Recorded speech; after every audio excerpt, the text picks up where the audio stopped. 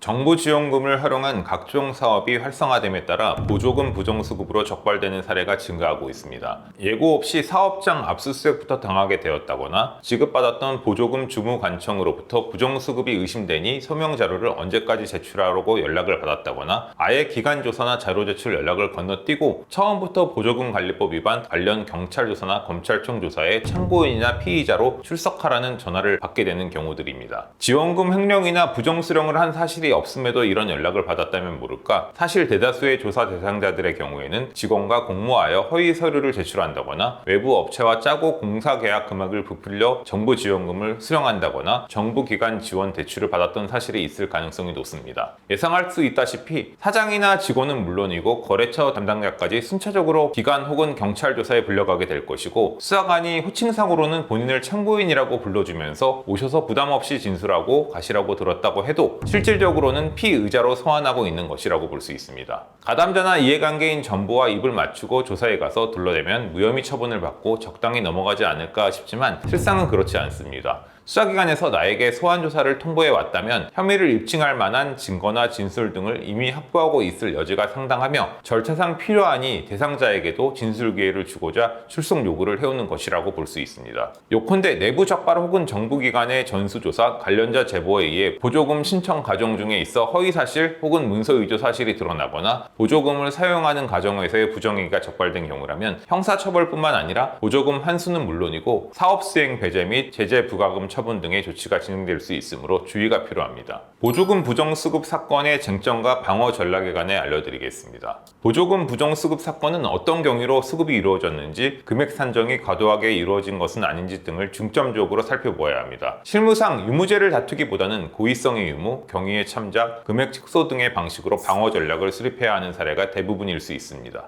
물론 실질적으로 근로가 이루어졌음에도 출퇴근 기록 오류, 제출 서류의 착오 등으로 인해 보조금관리법 위반 혐의를 받게 되는 경우도 있겠지만, 대부분은 수급 당시 요건 충족 여부나 금액 산정 방식에 대해 다투어 형량을 최소화하는 전략을 수립하게 됩니다. 수사기관에서는 보조금 관련 지출 내역 중 일부만 문제되어도 전체 금액을 부정수급액으로 산정하는 경향이 있으므로 정당하게 사용된 항목까지 포함되지 않도록 서명하는 것도 중요합니다. 특히 사용처가 불명확한 항목은 영수증, 거래 내역 등 객관적 자료를 통해 정당한 사용이었음을 뒷받침해야 하며, 공소금액이 실제 부정수급한 금액보다 과도히 산정되지는 않았는지 면밀히 살펴볼 필요도 있습니다. 수사기관에 출석하기 전 어떤 진술이 이루어져야 할지 정리하고 자료 제출 여부도 신중히 판단해야만 긍정적인 결과를 도출할 수 있을 것입니다. 특히 경찰은 해당 사업의 실제 운영 여부, 요건 충족 여부, 수급자의 사전 인식 및 계획성 등을 중점적으로 검토하며 근로계약서, 출퇴근 기록, 세금 계산서,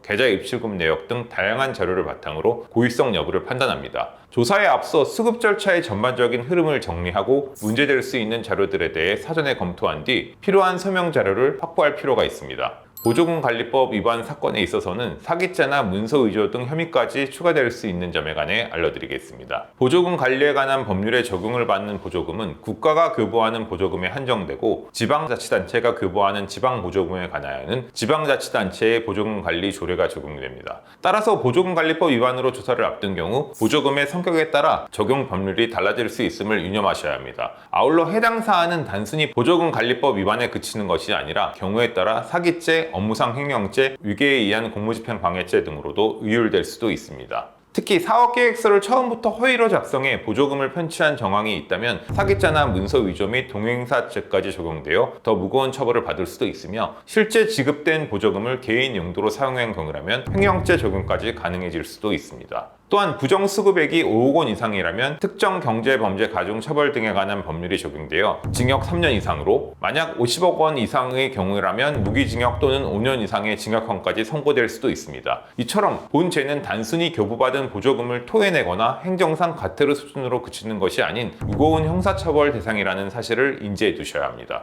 법무법인 은혜의 사건 대응 사례에 관해 알려드리겠습니다. 의뢰인은 주에 4일만 근무하였음에도 마치 주 5일을 근무한 것처럼 인건비 명목의 보조금 신청 정보를 허위로 입력하여 제출한 혐의로 보조금 관리에 관한 법률 위반 및 컴퓨터 등 이용 사기죄로 기소되어 은우를 찾아주셨습니다. 회사 측에서는 의뢰인에게 전체 근무 시간 중 80%만 근무하는 대가로 급여의 20%를 돌려달라고 이야기하였고, 의뢰인 역시 이를 수락했던 것인데요. 법무법인 은우에서는 의뢰인이 이 사건 사업의 성격 및 급여에 급여의 성질에 관하여 채용 담당자로부터 자세한 설명을 듣지 못하였고 급여 일부를 반환하는 것이 다소 이상하다는 생각은 들었으나 다른 직원들이 그렇게 한다는 이야기를 듣고 단순히 회사의 관행이라 여겼던 점을 피력하였습니다. 아울러 해당 사건 범죄 사실로 급여를 지급받은 사실은 있으나 이는 실제로 사업의 참가자로 활동하며 강의 등을 진행해 얻은 근로수익이며 보조금 편취로 인한 불법 수익은 아니라고 볼 수도 있는 점, 근로계약서상 근무 조건과 상이하게 근무하며 페이백에 동의한 점은 잘못이지만 사업에 지원할 당시만 하더라도 국가보조금 사업이라는 점에 관한 인식이 없었으며 소극적으로 가담했던 점, 그리고 범행에 가담한 기간이 4개월이 채 되지 않아 가담 기간이 매우 짧은 점 등을 의뢰인에게 유리한 사정으로 재판부에 주장하였습니다. 결과적으로 담당 재판부에서는 의뢰인에게 100만 원의 벌금형을 선고해 주어 비교적 가벼운 처분으로 사건을 종결할 수 있었습니다.